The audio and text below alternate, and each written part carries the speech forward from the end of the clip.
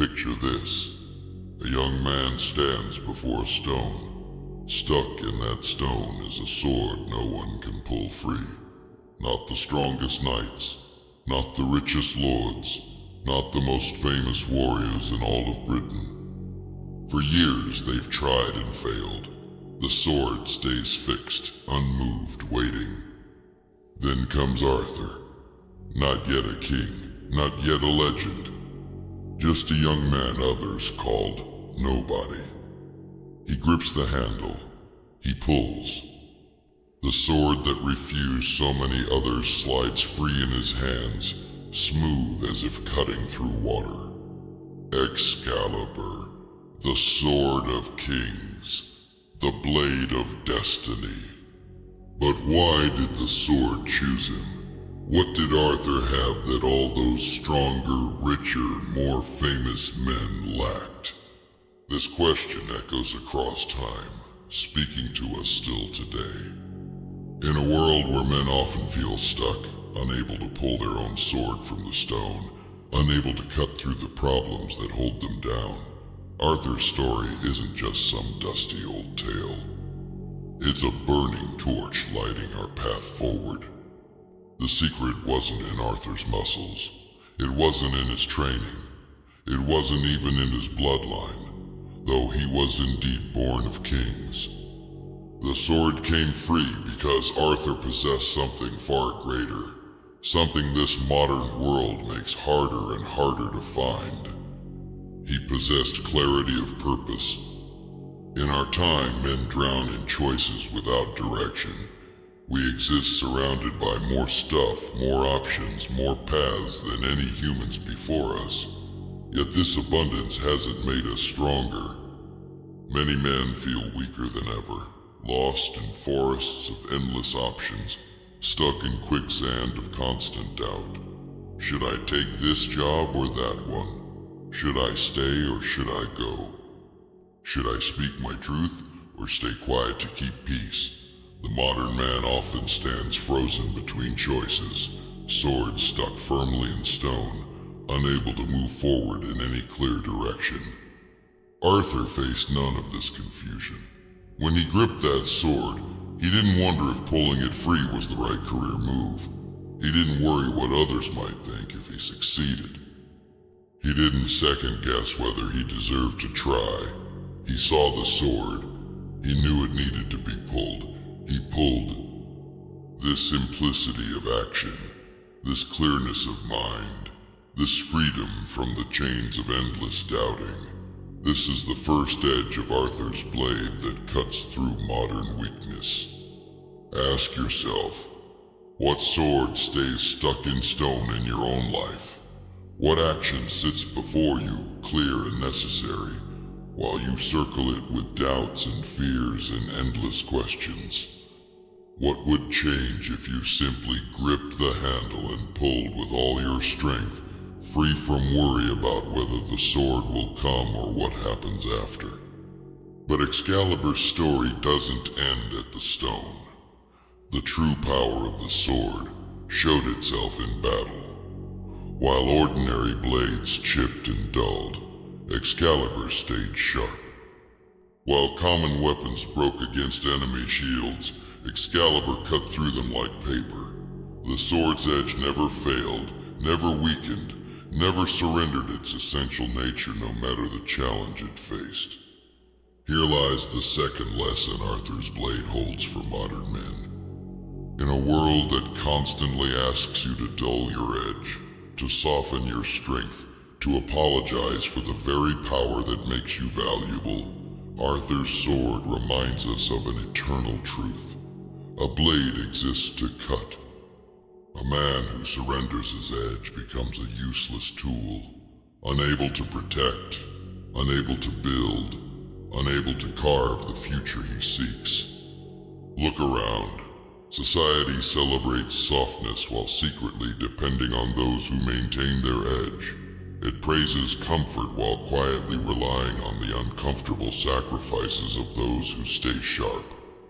It speaks of equality while desperately needing the exceptional strength of those rare few who refuse to dull themselves for others' comfort. This isn't about cruelty. Arthur never used Excalibur to harm the innocent. This isn't about dominating others. Arthur's greatest victory was uniting people, not conquering them. This is about maintaining your essential nature as a man in a world constantly trying to grind your edge away. The knights who followed Arthur weren't drawn to him because he was soft and harmless. They weren't inspired by weakness disguised as virtue. They pledged their swords, their strength, their very blood because Arthur remained sharp when others dulled, because he cut through problems others found impossible, because he never apologized for the warrior strength that made him who he was. In your everyday battles, with work, with purpose, with the challenges that shape a man's path, are you keeping your blade sharp? Or have you allowed others to convince you that your edge is something to hide, to blunt, to be ashamed of? Warriors recognize warriors. Strength calls to strength. Your blade was forged for cutting, not for gathering dust while you apologize for its power. But Excalibur's true magic went beyond its edge. The legends say the sword came with a scabbard, a holder that protected its wearer from bleeding. While the blade could wound others, the scabbard prevented wounds to Arthur himself. Together they formed perfect balance, the power to affect the world paired with protection from the world's harms. Modern men often lose this balance. Some focus only on the blade, developing strength, power, the ability to cut through problems, but they neglect the scabbard. They have no protection against life's blows. One setback, one failure, one rejection, and they bleed out, their strength draining away in bitterness or broken spirit. Others cling only to the scabbard. They build walls, avoid risks, hide from challenges that might hurt them. In protecting themselves from all possible pain, they never draw their sword at all. They exist without wounds, but also without victories, without growth, without the stories that make a man's journey worth the telling. Arthur carried both, the blade and the scabbard, the strength to cut through problems and the wisdom to protect himself from unnecessary damage. He knew when to draw the sword and when to keep it sheathed. He understood that true power comes not from constant fighting but from perfect judgment about when fighting serves a worthy purpose. This balanced approach to manhood is perhaps the sharpest edge of Arthur's blade against modern weakness. Today's world pushes men toward extremes, either performative hardness without depth or aimless softness without strength. Arthur's path cuts between these false choices, showing us that the greatest men carry both the sword and the scabbard, both the capacity for necessary force and the wisdom to use it only when truly needed. When Arthur received Excalibur, it wasn't from the stone. That first sword broke in battle. The true Excalibur came from the Lady of the Lake, rising from hidden depths, given with purpose and meaning beyond mere fighting. This part of the legend speaks to something modern men desperately need to remember. True strength isn't something you take or demand. The deepest power comes as gift, rises from depths, emerges when you've proven worthy of carrying it. How many men today try to seize power without earning the wisdom to wield it? How many grab for status and control without developing the character needed to use them well? How many mistake domination for strength, mistaking the shadow of power for its substance? Arthur didn't snatch the sword. It was offered to him because of who he was, because of the king he could become. The lady didn't give Excalibur to him because he was already perfect. She gave it because he showed the potential to grow into a man who could use such power for more than his own glory. This path, to earning your strength rather than simply taking it cuts directly through one of modern manhood's greatest weaknesses, the belief that power is your right rather than your responsibility. The belief that you deserve authority without first proving you can handle it wisely. The shallow thinking that mistakes controlling others for mastering yourself.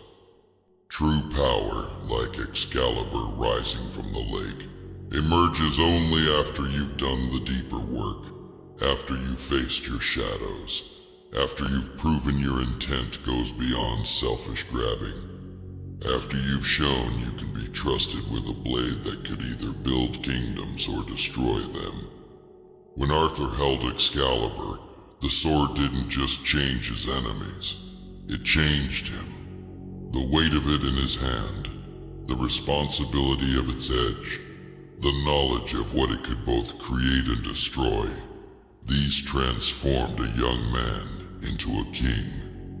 The sword shaped the hand that held it just as surely as that hand directed the sword. The tools you use reshape you. The weapons you carry change what you become. This truth cuts to the heart of modern confusion, where men think they can wield power without being altered by it, where they believe they can consume endless darkness without becoming dark themselves, where they imagine they can touch corruption without being corrupted.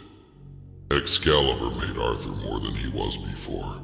It heightened every quality already within him. His courage became legendary courage. His judgment became kingly judgment. His strength became the strength of nations. The sword amplified what lived in the man. What swords do you carry? What tools shape your hands each day? Are they worthy of the man you wish to become? Do they amplify your best qualities or your worst ones? These aren't small questions. They strike at the core of what makes modern men so often less than they could be. The failure to recognize how deeply we are shaped by what we choose to hold. In battle after battle, Arthur wielded Excalibur, not just with strength but with meaning. Each swing carried purpose. Each strike served something greater than himself. The sword wasn't just a weapon in his hand. It was the physical extension of his will to create a better world, to protect what deserved protection, to cut away what threatened the good. This connection between action and meaning slices through perhaps the deadliest weakness plaguing modern men. The emptiness that comes from disconnecting what we do from why we do it. How many men today swing their swords at nothing that matters? How many fight battles with no purpose beyond the fighting itself? How many build and destroy and strive and struggle without any clear sense of what it's all for? Arthur's blade always connected to his deepest purpose. When he fought, he didn't fight for fighting's sake. He didn't seek victory for pride alone. Each time Excalibur cut through an enemy shield, it also cut toward a future worth building, toward Camelot, toward a round table where merit meant more than birth, toward a world where strength protected rather than exploited. What gives meaning to your battles? When you struggle each day, when you face resistance and challenge, what greater purpose does your sword serve? Without this connection, even the sharpest blade becomes nothing but heavy metal, weighing you down rather than cutting you free. As Arthur's story neared its end, as his fatal wound leaked his lifeblood onto the battlefield, he gave one final command about his sword. Return Excalibur to the lake, he told his last loyal knight. The sword that came from the waters must return there. The power that was given must be given back. This final lesson might be the most important for modern men. The true test of your relationship with power comes not when you gain it, but when you must let it go. Not when you pick up the sword, but when you must put it down. Not when strength flows through you, but when it must flow from you back to its source. So many men grasp and cling. They identify so completely with their power, their position, their ability to make others bend to their will, that the thought of surrendering these things feels like death itself. They cannot separate who they are from what they can do, what they control, what they possess. Arthur knew better.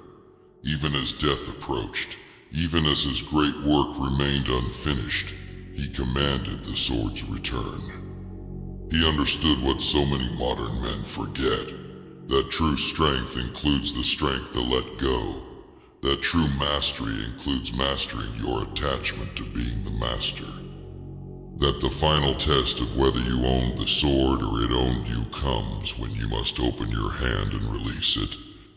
This wisdom cuts through the desperate grasping that weakens so many men today. The fear-driven hoarding of power, the panicked clutching at control, the terror of irrelevance that drives so much damaging behavior. Arthur's blade, returned willingly to the lake, teaches us that real power isn't diminished by being released. Real strength includes the strength to surrender what you value most when the time comes to let it go. The knight who carried Excalibur to the water couldn't bring himself to throw it in. Twice he hid the sword and lied to his dying king, claiming he had done as commanded. But Arthur knew. The sword's absence created a gap in the world that could be felt. Only when the knight finally obeyed, finally watched Excalibur arc through air and splash into waiting waters, only then did Arthur's face find peace. How many of us hide our swords rather than properly passing them on? How many lie to ourselves about our willingness to release power when its time is past? How many clutch tightly to what should be freely given, diminishing its magic through our desperate grip? The blade that returned to the water didn't disappear. The legends say it waits still, ready to emerge again when needed most. By releasing it properly, Arthur didn't end its story. He ensured its continuation. The power, freely given back, remained pure, remained potent, remained available for future need. This final cut of Arthur's sword against modern weakness might be its deepest, the understanding that what we truly release doesn't vanish but transforms. The strength we willingly surrender doesn't disappear, but flows into new forms, new carriers, new stories beyond our own. The power we refuse to hoard spreads instead, multiplies, creates ripples far beyond what our tight grip could ever accomplish. Think on this ancient wisdom so desperately needed in today's world. The sword in the stone teaching us clear action without doubt. The battle-ready blade reminding us to maintain our edge without apology. The magical scabbard showing the balance between strength and protection.